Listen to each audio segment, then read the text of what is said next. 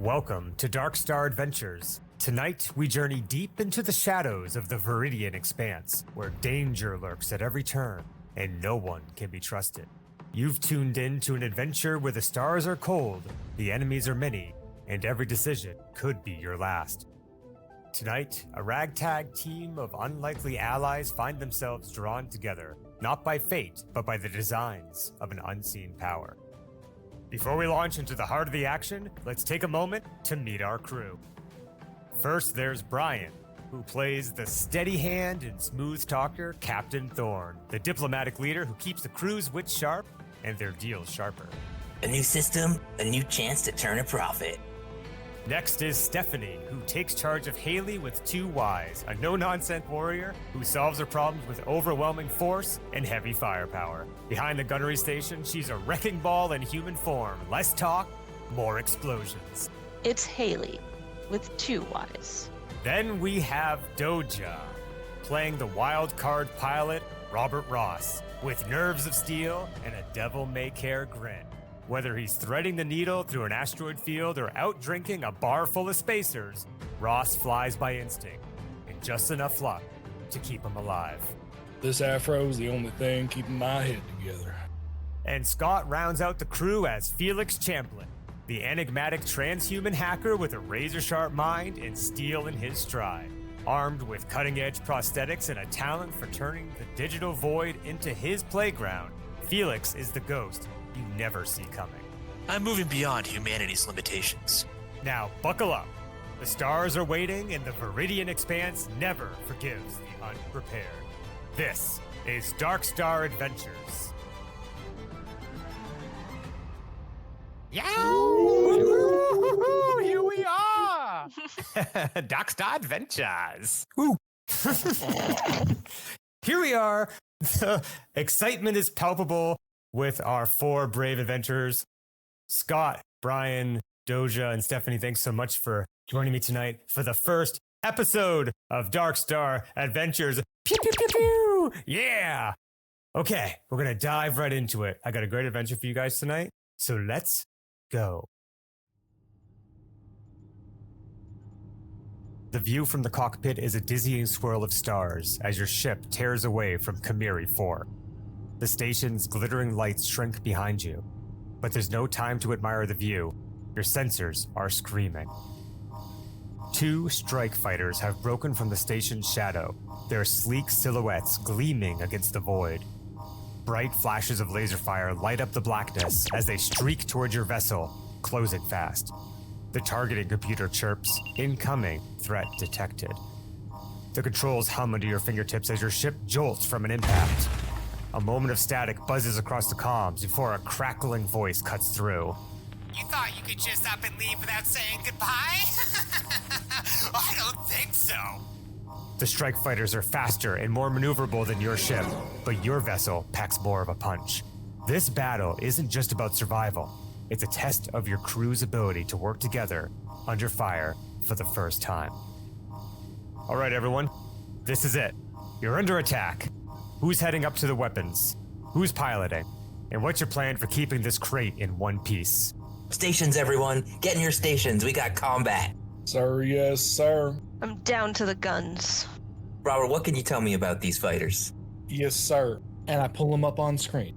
Robert, you take a look at the radar readout and you ping the enemy ships as they close in on you once again. They appear to be two standard strike fighters. In fact, they get close enough for you to get a visual off your port bow, and you see that they have been spray painted heavily in various colors, probably gang affiliations from that space station you just left. Sir, we got two MiGs on our port. This is definitely gang affiliated. We're gonna need to take them out. Only one way to deal with riffraff like this. Haleyy, make sure you get those cannons primed.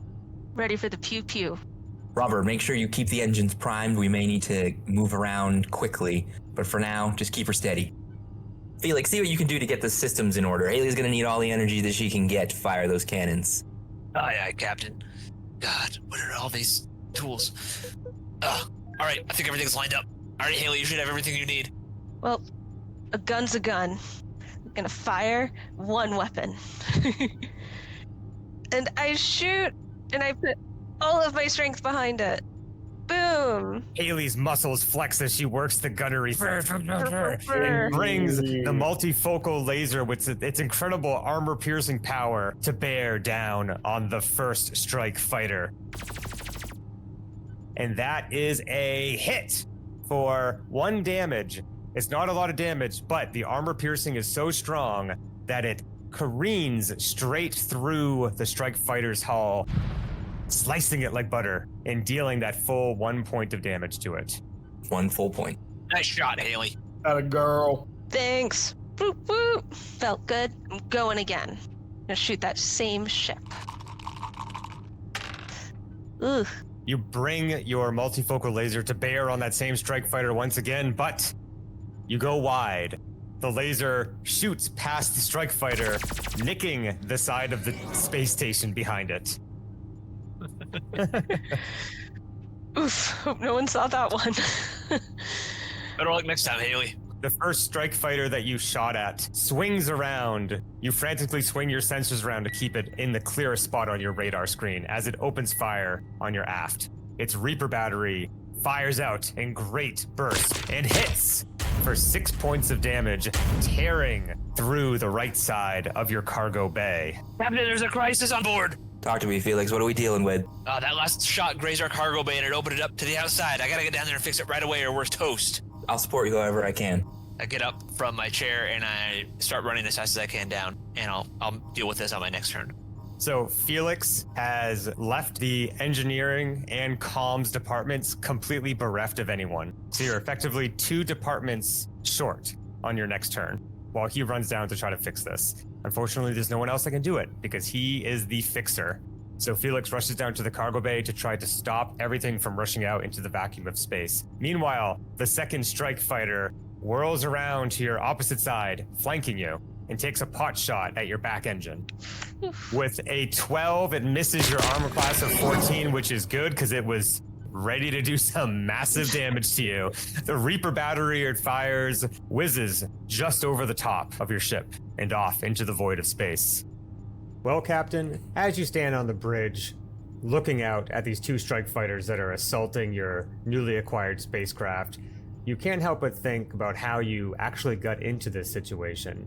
All the events that unfolded in the space station just mere hours before that led you to this predicament. You know, sometimes life can be a little funny, and when it gives you lemons, you have to make a spaceship out of it. Flashback sequence. We are now rewinding to what is the start of the adventure. Oh, shit. The 4 of you come from many different walks of life, but something that you all share is that you received a cryptic message from your employer, Omnitech Corp, telling you to head on out to a gas mining office on a recluse deep space station on the outer fringes of space called Camiri Four. For those of you that may have investigated Camiri Four, you find it odd that there's actually no Omnitech presence on this station at all. In fact, Omnitech isn't a very powerful megacorp. It would have been weird if they did have a presence here, but you do find it odd that they would ask you to come here. I didn't think my TPS reports were that bad, but I guess they're relocating me already. You find yourself with 3 other people at the front of the gas mining offices, a recruitment center to hire low-skill workers to work in the gas mines on various gas giants or high atmosphere density planets to pull enriching nutrients or heavy gases out of the sky and repurpose them for terraforming and other such things. The door is locked, but as the 4th of you arrives, you hear the door snick as it unlocks and slowly creaks open on rusted metal hinges. Peering inside, you see a Spartan office. No chairs, a single metal desk on 2 metal legs. Behind it, a robot that is welded to the floor, unable to move from its position. This robot is not meant to look human. It is simply a trapezoid with a speaker in front of it. Please enter the gas mining offices of Camiri Four. That's quite an old model of bot there, Felix says as I walk in cautiously. Yeah, I don't think we should offend it, if you know what I mean. Thorn strides in and up to the desk, and he says, "Yes, this is Thorn Draxis reporting from Echo 3 about some Blackout 1?" Haleyy walks in, all 6'5" of her, and just stares at this awkward, awful machine, wondering why they're there. The door shuts behind you, and you hear it lock. The one window, which is already frosted over, now has a metal shutter come down, plunging you into darkness. A light turns on. A low blue hum emits from the droid. Welcome to the secret Omnitech offices on Camiri Four. A small chute opens up in front of it, and a tiny pincer claw comes out, holding an SD card. The tiny arm telescopes out to the wall where there is a slot with a speaker above it. It inputs the SD card into the slot. Immediately, a voice fills the room. Welcome, members of Blackout 1. This mission briefing is classified. We trust you understand the importance of secrecy. A few months ago, a deep space outpost intercepted an encrypted transmission from outside the sector. A transmission which resisted all conventional forms of decryption. We found and employed some of the sector's best hackers, and out of their efforts came a string of numbers we now believe to be coordinates. Coordinates leading to an uncharted system at the far reaches of our own sector, the Veridian Expanse. Your mission is to travel to Mistrata 4. There, you will retrieve a xenolinguist named Dr. Alara Voss. Once you have her in your service, figure out how to get to the uncharted sector and discover what there is to learn there. To aid you in this mission, a free merchant-class spaceship has been purchased and awaits you in Docking Bay 72. Now, although this ship has not flown in close to a decade, it exists in no known registration, allowing you some anonymity. A false ship identification has been uploaded on a chip, which has been provided to you. At this point, the little pincer claw retreats back into the robot and comes back out holding a small envelope. And it hands it to Robert Ross. It goes to hand it to Robert Ross, but then Thorn snatches it out. I grab it. Peeking inside of the envelope, you find 1,000 credits represented in physical form and a small SD card. Some credits have also been provisioned for food and additional supplies. We are likely not the only group or corporation to have intercepted this signal. Be wary. For those you meet on your travels may be searching for the same thing as you. You will have no contact with us until your mission is complete. We will be in touch. The transmission ends. A curl of black smoke rises from the port that the SD card was inserted into. The shutters rise, and the door unlocks. Well, this is all a bit cloak and dagger, isn't it?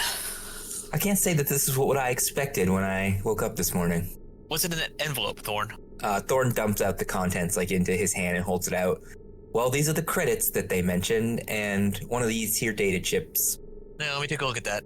It's a standard high-capacity SD card. You're not sure what's on it, but according to the transmission, it's some sort of identification profile for the ship. So, assumably, once you get to the ship, you'll have to upload it into its systems. Yep. This must be that ID they're talking about for the ship. I'll hold on to this. I'll get us loaded up when we get there. License and registration. Apparently so. By the way, Thorn, good to see you again. Haven't seen you since that last mission with Echo 3.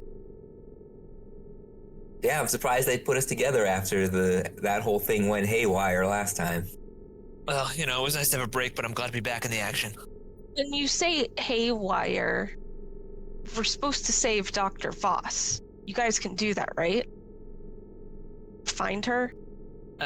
Ma'am, I can find her, but saving people, I work with machines, not people. You look more like you could save somebody. Just gotta get to her before anyone else does. So, I know I threw a lot of paragraphs at you, and I can give you a high-level version of it. Your mission for tonight is to go get your ship from Docking Bay 72, and then go to Mestrada 4, which is a research facility on the planet Wafisa in the Ravarmi Trita system. So that is 5 systems away. So you're looking at like 20 to 30 days of spike drives. So we want to make sure we've got good supplies on this ship when we get there. Yep. And for that, I'm gonna take a look around, make sure that if there's anything that we can harvest out of this base while we're making our way to the dock, I'm gonna see if I can grab it. Absolutely. So as you leave the false front of Omnitech here on Camiri 4 and start making your way towards the docking bays, at least some of the docking bays, 1 through 100, because you're looking for 72, you are encountering this horrible space station that was once a hub for research and development, but has since, over the past 20 years, turned into a haven for black market drugs and illicit activities. The corridors are dark, with many of the lights burnt out or broken. It's grimy, it's run down. There's obviously no governmental entity here. There's no cleaning staff. There's simply anarchy. The air smells of rust, old fuel, and the buzzing of malfunctioning lights flickers overhead. It's not a very pleasant place. In fact, like many space stations, it feels as if you are underground, but here it's particularly claustrophobic. All of the luxuries that even the cheapest space station has are not present here. Windows into space, or at least illusionary pictures to make you feel like there's an actual planet outside with blue skies and green grass. Here you are deep underground, even though you are floating in the middle of space. Well, I'm certainly going to be looking out for ammunition, rations, fuel, and any drugs I can find just to keep them out of Felix's hands. Hey, you don't know me yet, man. How does, just out of curiosity, do we know how like supplies work on ships? Is it just based on the life support? I'm not going to run a very crunchy game, Okay, cool. but the one thing you will need is fuel. Okay. We're going to probably want to like track fuel because that's impetus for you to take on jobs. Oh, So you can keep 100%. flying. Yeah. But for food and stuff, I don't care. If you have fuel in your tank, then I assume you have enough food to eat as well. Okay. That makes sense. So are you guys making your way towards Docking Bay 72 while just looking out for other things? Or are you intentionally going away from Docking Bay 72 to shop or to search? I think we should, we're here for a reason. I want to get off this station. Mm-hmm. I look around. Y'all ready to go? I assume one of you can pilot this thing. Yeah, I'm moving with urgency here. I'll happily pilot us away, but I'm definitely just keeping a strong eye out as we head towards the Docking Bay 72. Yeah, good. You keep us safe, big man. You know, when I heard we were going to Crimea, I thought we were just getting demoted. Now I feel like this is a suicide mission. When is it anything different with Omnitech? I mean, they've been trying to kill me for years. They haven't done it yet. Look, it's still a bit of a sensitive subject. You guys know about my sister.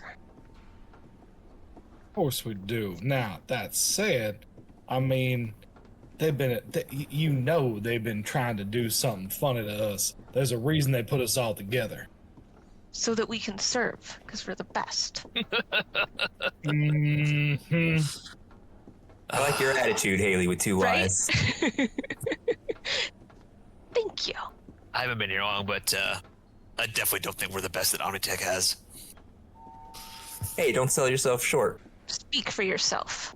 I wasn't selling myself short, man. Wow. So the four of you make your way to Docking Bay 72. You're going through this dingy, crappy space station that probably cost trillions of credits to make and have since been abandoned by whatever entity made it and taken over by the gangs that have sprung up here. You count your way up to docking bays, passing corridor after corridor. The first one is for docking bays 1 and 2 only, then 3 through 10, then 10 through 20. Sometimes the docking bay corridors are just for 1 or 2 massive docking bays that are meant for frigate class ships. Other ones are a bevy of smaller docking bays, all crowded together, fitting most likely in its heyday 2, 3, 4 strike fighters per docking bay, meaning that there would be 100 for a single corridor leading off to one of these docking bay sets. You make your way up to the 50 through 80 section. You're looking for docking bay 72. In this section, like all the other sections, it's full of grime and refuse, dirt. It smells of stale recycled air. But something different about this area are the scorch marks on the wall, the dried blood on the ground, weeks if not months old. Barricades have been built in various places along these corridors. A war broke out at some point. Massive battles along these corridors. There is a barricade directly across the entrance to docking bays 50 through 80. It's built of stacked storage bins and metal sheeting. 2 armed guards wearing hacked together armor painted in bright greens and yellows stand behind the barricade. The barricade is about 10 feet tall, and they're on some sort of ledge behind it. On each of their left shoulder pads is a red emblem of a fierce rat. One wields a semi-automatic pistol, which he brandishes at you as you approach, and the other sports a sawed-off shotgun, which he holds at the ready. Ah, the welcoming committee. They both also have knives in bandoliers across their chest. Their shoulder pads are spiky, but not as spiky as their hair, as each sport identical green and yellow mohawks. One of them speaks up and just, Hey! This area's off limits to the likes of you. Gentlemen, we're here on official business. We're looking for 72, and I very gregariously step forward and put my arms out like this doesn't have to be a shootout. He's the one that's talking is just brandishing his semi-automatic pistol around, pointing it at each of you and then scratching his head with it. He's like, oh yeah, well, I don't see no 72 here, so why don't you 72 yourself away from us? Yeah, and they high-five each other. That was a good one, gentlemen. Now, I mean, we might have to take a little step away because, I mean, I was just trying to show off around here. All these barriers y'all put up to keep back the orphans. I know that you have a whole bunch of orphan barriers around here. Is that right? What the hell are you talking about? Orphan barriers? I was an orphan. My friend here was what do you mean? What the fuck do you mean orphan barriers? And now he's pointing his gun at you. I mean, I'm just showing her. Look, y'all got such a nice looking barrier here. Didn't mean to disturb. Now, what a nice little rat. Oh, that's a spiked hair. I think what my friend is trying to say is we don't mean any offense, but we do need to get beyond your barrier. Get beyond our barrier. Listen to these fancy gentlemen coming in from the south side of the station. You don't know who we are? You're obviously not from around these parts because we're the drift rats. We drift like rats all around this side of the station. And you think you're gonna come in here and get across our barrier? You're in drift rat territory. Or do you not understand that yet? Because I can pump you full of lead and maybe that'll give you a little bit of an idea where you are. I didn't know the drift rats. I didn't know we were in drift rat territory. Y'all should have said something earlier. I mean, that's my boys. Haley's just standing off to the side, starting to do up her old flex routine, crunching her knuckles. We know where we are. We're on our way to 72. Move. So I need you to roll talk, Robert Ross, which is not a skill you're good at.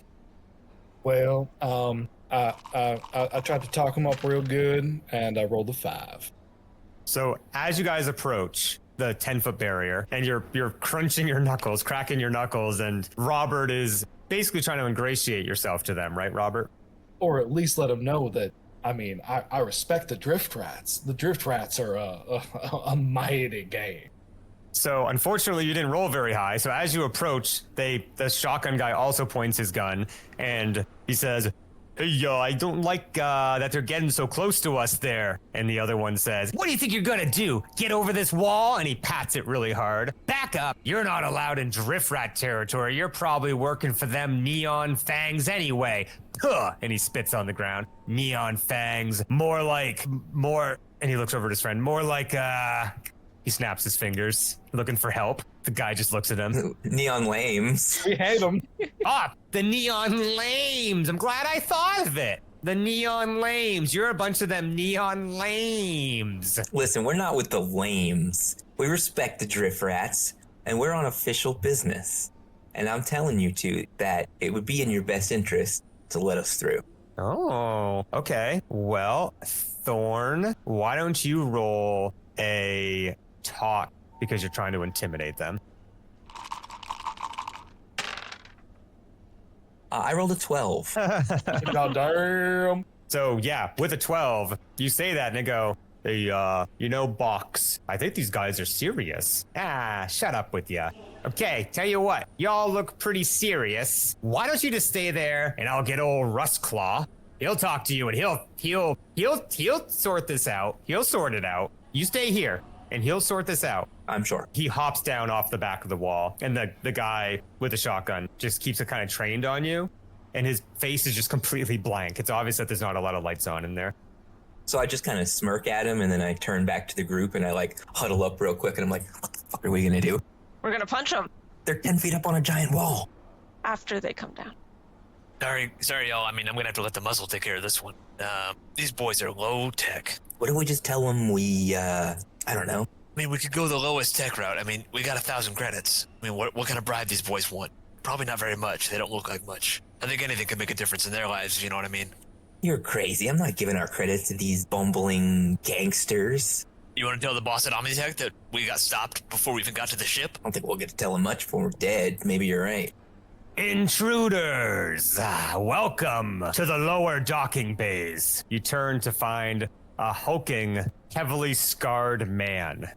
His nickname of Rustclaw comes apart quite clearly as his left hand is missing and has been replaced with a mechanical cybernetic claw. He looks like a beast built for sheer strength, and he has a very commanding presence. Box tells me that, well, you want to get through to Docking Bay 72. Look at me, I'm a poet, everyone. Good one, boss, good one. If it isn't the great and illustrious Lord Rustclaw, thank you for taking the time to meet with us. Yes, we would like to get Docking Bay 72. Very important business. I see.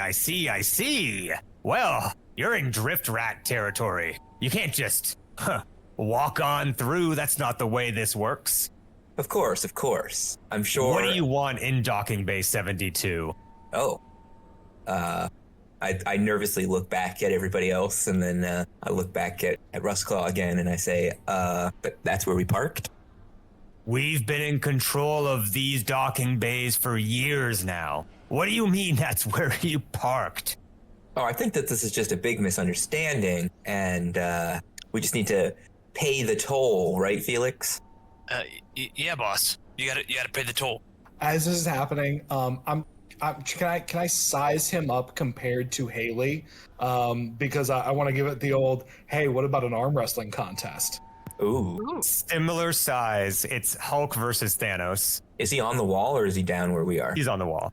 Yeah, okay. A toll, you say? Well, Docking Bay 72 is one of the ones we've been, unable to open these past several years. Tell me what's in there, and maybe you can do a favor for me in exchange for the goods that I own. Man, we just told you, it's where we parked. What kind of ship is in there, you daft fool? A spaceship. And what kind of favor are we talking about? It depends on what kind of spaceship is in there. So you're telling us y'all don't even know what's in your docking bay? There's a lot of security in here.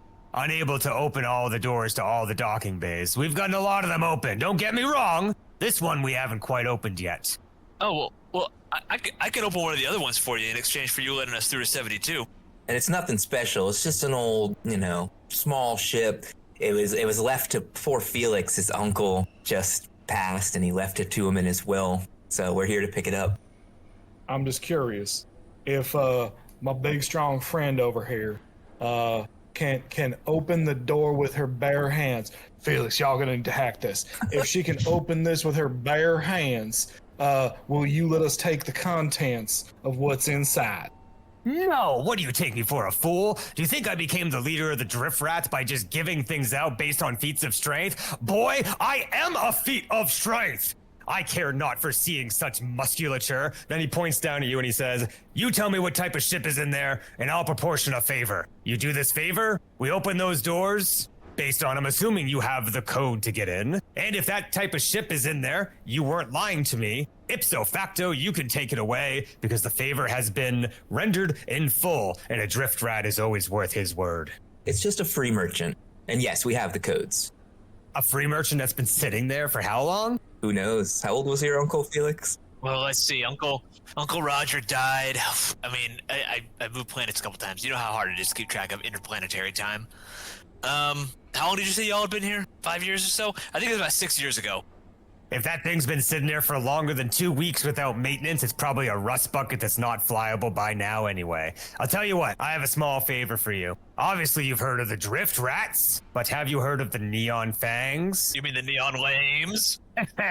Neon lames. Hey, boss, that was my joke. I made a silence you. If I want to know who said a joke, I'll ask. The neon lames, that's a good one. Yes, the neon lames. The neon lames are, well, they're another gang.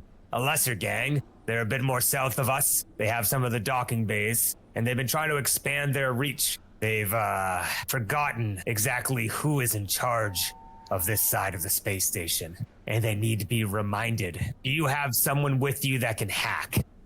Yeah, you could say so. I've been hatching a little plan for a while now, but our hackers are not really up to the task. They're not fighters. And this requires going behind enemy lines. What's the hack exactly? Move into the Neon Lames territory. Neon Lames.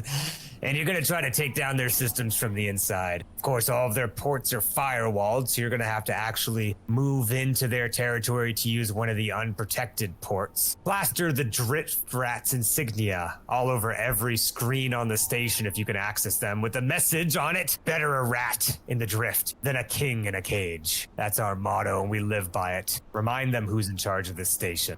If you could do this, and we see the proof on our own screens, you can come back here and we'll let you access to Docking Bay 72. Opening the door will be up to you. We'll give you a hearty handshake and a glass of brew if you wish it, because you'll be honorary drift rats if you can make the neon lames look that lame. Oh, you have a copy of this program you won't run? No. You gotta write your own program. What do I look like? Someone who writes programs? Do I look like I'm wearing glasses? Well, your logo, and then what was it again? Better a rat in the drift than a king in a cage, finishes Box. All right. Yeah, that'll be no problem. That's great stuff, by the way. Great stuff. He waves his hand dismissively and hops off to the back of the wall, and you can hear him moving back off into the docking bays. Box waves his semi-automatic at you, and he goes, all right now, you heard the boss. Get the fuck out of here and do the job, or you're gonna get shot in the head a couple thousand times. All right. I turn around and I look at Felix. This is no problem for you, right? Yeah, no, that'll be fine. We just need to get to the right interface. So let's. He said, what do you say? South of here? I never know which direction is which in space. It's all rotating. So you leave docking bays 50 through 80, unable to get into docking bay 72, and you're gonna go try to figure out where the neon fangs are, how to infiltrate them, how to hack them, and do exactly what Rustclaw needs to allow you access to your ship. So have at you. Felix, how long is it going to take you to write a program that does that? Oh, I can do it while we're walking. It'll just take me a little bit of time, but to get into their system, if you let me prep for a bit here, we could, I could do it no problem. I need a good hour and a half to sit down and work through this. Make sure I got the right routes through their protocols. Or we just go in there and I wing it. And I will say, you're on a space station that has accommodations. So if you guys it is getting on in the day. It'd be nice to spend the next night on your spaceship. But if you can't do things fast enough, there are hotels, CD and non-CD, here on the space station. Yeah, listen, Thorn, you've seen me in action. I can do this, no problem. This is a baby hack. Like, the fact that their guys couldn't do it, I wouldn't even call them hackers. They're, kids playing around. Just give me 10 minutes in front of one of their terminals and I'll be fine.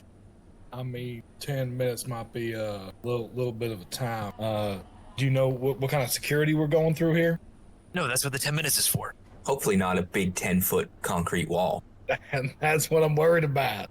Oh, you mean physical security? Yeah, I don't know about any of that stuff. Y'all got to figure that out. Cybersecurity, yeah, like I said, that's the 10 minutes. 10, maybe 15 minutes tops. Yeah, that's that click and a clack part. No, I'm talking about what am I gonna have to deal with to make sure that you have them their 10 minutes. Well, a slightly crazy look flashes across my eyes. Why don't we go find out? That's what I'm talking about. That's my boy, Felix.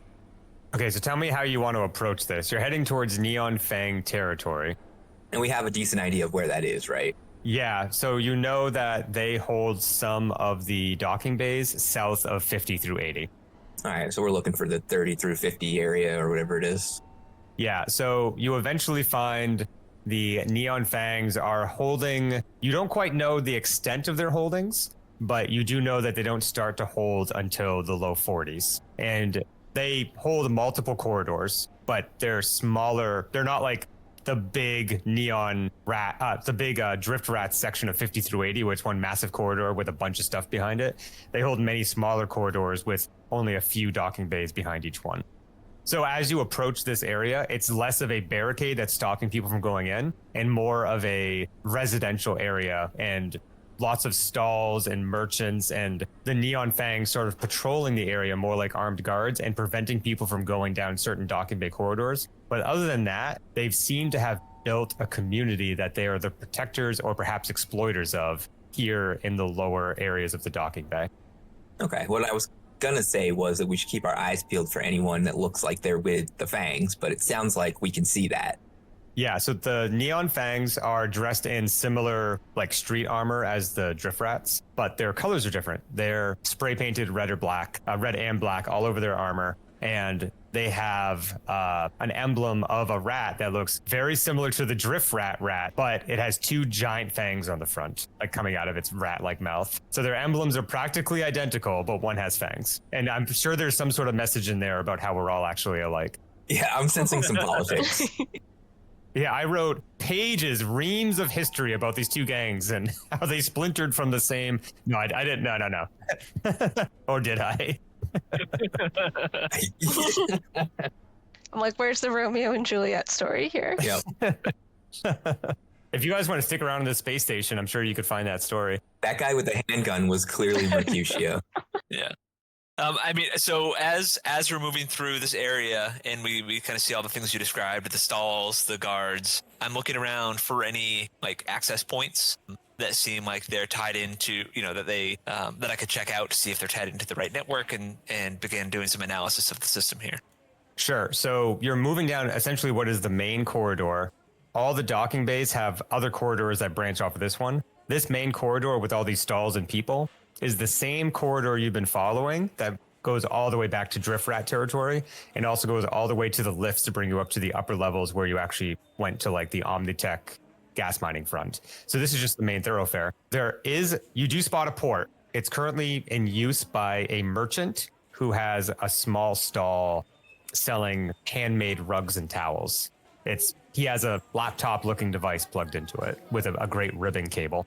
I nudge Thorn. Hey, I gotta get on that. That exact one. I mean, have you seen any others? Haleyy, Rob, you seen any others? Sure, we can keep looking. I mean, he's just a merchant. He looks nice. Like somebody should go talk to him. You want me to distract him? I can go ask. Yeah. Before y'all do that, I'm kind of curious just to give him a little bit of distraction. If I might just roll around in some grease and spike out my hair real quick, make it look like I'm a neon lame. I mean, don't see. Yeah, I mean, you do you, Bobby. I turn my afro into like the most gigantic spiked dreadlock fro thing you've ever seen. I'm just curious, what method of adhesion are you using to turn your afro? What color is your afro? It is a white afro that has been just dunked in floor grease. Just like I'm just like rubbing it up against a wall. Oh my god. Your afro touches a wall and immediately turns into shoulder length hair. That's how greasy it gets instantly. So you spike it up the best you can with floor grease and whatever else is rubbing off of the floors and wall. It's it's less of an afro and more of a block of hair now. It's a trapezoid of hair. But you are missing the red and black spray painted armor. Well, the black's coming from the grease because I'm now just rolling around in grease. Haleyy, can you try to make a little rat up in here somewhere? Can you just No. like draw a rat up in there? No. People are looking at you a bit funny here in this main thoroughfare of the space station as you roll around on the floor and rub your head against the wall. I kind of, as he's doing this, I kind of feel kind of, limps over and I lean against the wall near where the merchant's computer is plugged in, as close as I can get to it, and kind of like, make it obvious that I'm rubbing like a painful part of my body, like, and I kind of like hiking up my pants so people can see my robot legs, and I'm like rubbing the joints where my legs meet my hips, and I'm just like leaning against the wall for a quick little rest. Okay, we're gonna roll a couple of skills here for both of you. This is deranged. Yeah, Haleyy is terrified right now of what's going on the floor. I have nothing to do with that. Robert just went for it, and I'm just like trying to take advantage. He walks up and he's like, I got an idea, and he starts breakdancing. No, I love it. My sister, I'm like, this is what my sister experienced. And I'm just going through a whole lot of reshaping what I thought Strike Unit. I'm like, is this a normal Strike Unit 6 adventure, Robert? Let me tell you, this is the least weird thing we did. So, Robert, I'm going to have you roll perform dexterity. No, let's do perform. Yeah, no, perform dexterity is perfect. So you're rolling around on the ground, rubbing your hair everywhere, trying to get it into an approximation of a Neon Fang's armor and hair style, which is obviously never going to happen. But unbeknownst to you, you are causing the exact distraction you wish to cause by becoming a Neon Fang. So with a roll of 8, you meet the DC and you have captured the attention of the nearby rug and towel merchant who is saying, Felix, who's right next to him, next to the port on the wall, can hear say, "What the blazes? That young man's lost his mind." And Felix, I need you to also roll perform because you're trying to act like you have a reason to be leaning against the wall. So let's do perform. I am in pain. I am in legitimate pain as well. Yeah, but you're trying to mask your true intention of, yeah. So go ahead and roll perform charisma. I rolled a 6, sadly. Okay, so, but you get a bonus from the distraction. All The right. merchant is not looking at you. You're just another, man with, well, I guess you have prosthetic legs, but you're another older gentleman that's having problems rubbing his legs, and his attention is just purely captured by this white afroed man rolling around on the ground. In fact, he's capturing a bit too much attention as 2 Neon Fangs down the corridor seem to have noticed him and are starting to make their way towards him. Well, I'm not going to have enough time, I think to myself, to do the hack here. Or will I? So first thing first, I'm going to unplug his laptop and plug in my data pad. Okay. He is too wrapped up in what's happening to notice. So I perform like the handshake and can I tell that this is a Neon Flame? I forget their actual name. Neon Flame. Thanks. Neon Fangs. This is an actual Neon Fangs connection to their systems. So to determine that, I'm going to need you to make some sort of exploratory computers roll. So you plug in, you grab, what kind of device are you using? Are you opening a laptop or is it a data pad? No, I have, it's a data pad. It's like a slab. It folds out into like a three screen thing. It's called a data slab. Like So you plug your ribbon cable into the port and you slide open your data slab and you hurriedly type on, is it a virtual interface or is it actual like physical keys? It's like a virtual interface. So using the virtual interface,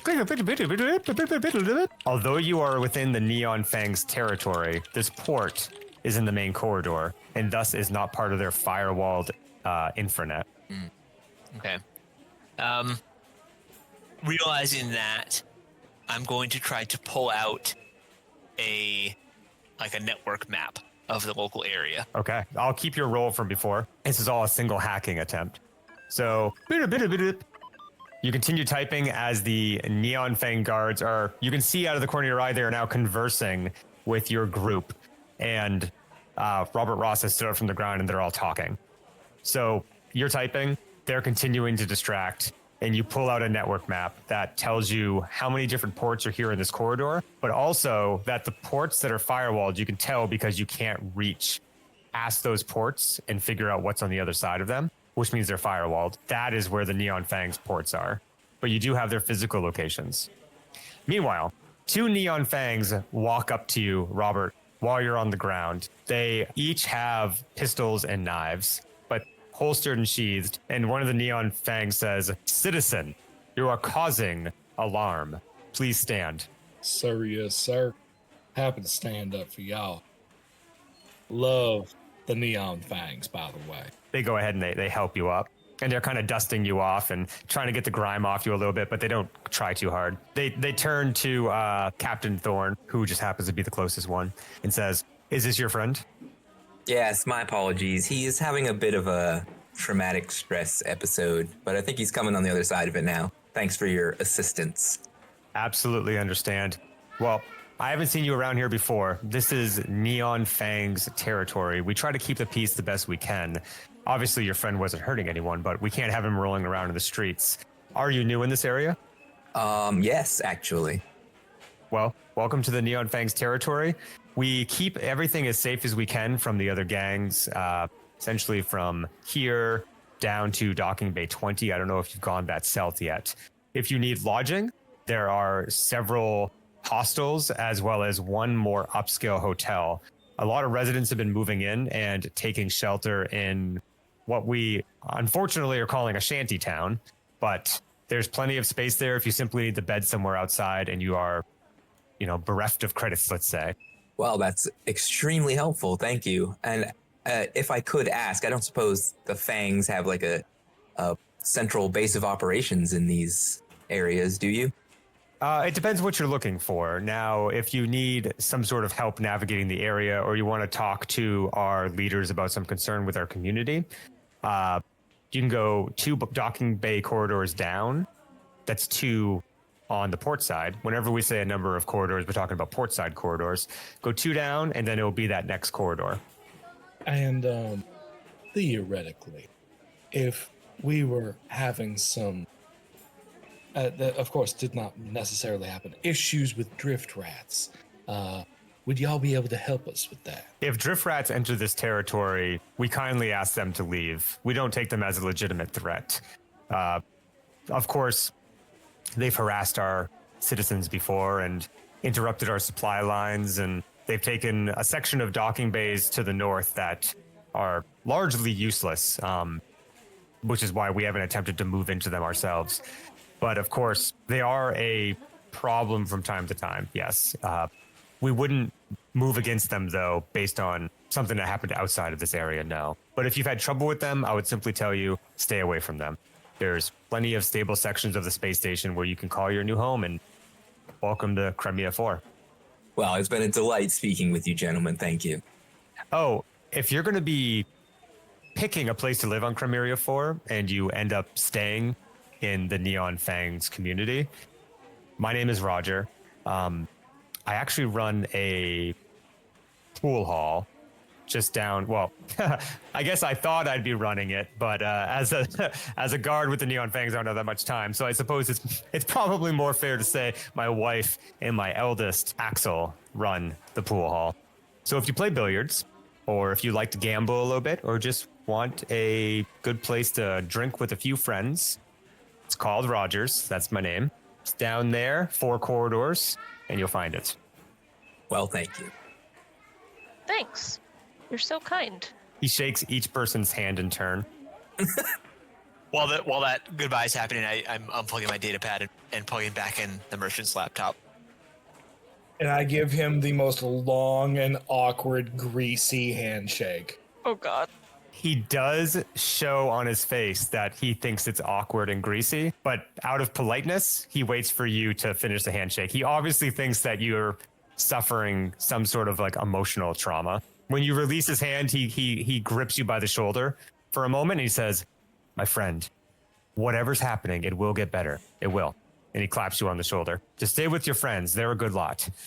You, sir, are a kind man, and I will absolutely... Matter of fact, I love billiards. I've been playing since I was a boy. I'm going to go by Roberts. It's Rogers. My name's Roger. Rogers. I totally knew that. I knew that the whole time. I'm not suffering from a mental break. You're It's suffering okay. from Well, a it's mental okay. break. It's a common problem. People call me Robert all the time. Don't worry about it. They sound. It's fine. So yeah, Roger's just down, and I can't wait to see you there. All are welcome. First round is on me of pool and drinks. If you don't drink, we have water too. Wow, thanks, Roger. Thanks, Roger. And Roger and the other guard who was standing a little bit off, just kind of watching the crowd during that, leave. And as they leave, the second guard gives you kind of a half-hearted wave, like he regrets not being more part of the conversation. And they move on deeper into Neon Fang's territory, towards Roger's billiard hall. Guys, what the fuck? Sorry, that was rude. What? They're awesome here. Yeah, like what's in this code? I don't. Well, I kind of feel bad now. Yeah, Haley's right. Guys, it's a prank.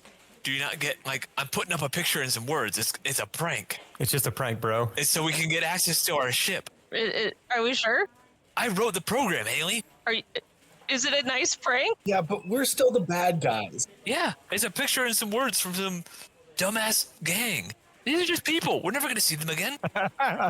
These are just people. These are just people. As if that diminishes what they are. Dude, if we go to that pool hall and drink their beer, they're not just people anymore. What pool hall? What are you talking about? You missed a whole thing, Felix. Did you not hear Roger? I got a map of where all their ports are. We can go now and finish this. Is one in Rogers? Because let me tell you, that place sounded great. What? What is Rogers? What are It's you the pool talking about? hall. Oh my god. Who are you people? There's a free beer. Like, Wait, I was too busy rolling around in Greece. It's free beer? he said he'd get us the first round free. He did say first round is on him, and that did constitute a verbal contract. Where did he say this place was? 4 corridors down. I cross-referenced that against my map of ports. So to get to any of the firewalled ports, you're going to have to go through one of these locked doors, either a barricade or a shut door. But there is a barricade and a shut door, basically every corridor that you pass. Listen, like, we can go there if you want, but we're not here to have a good time. Excuse me? I'm sorry. Yes. Yes, young man.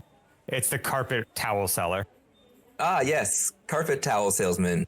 How can I help you? Would you like to buy something? You've been in front of my stall for a long time No, now. mind your own business. I believe we were just leaving. Oh, okay. Your textiles are lovely. Oh, I'll take a towel.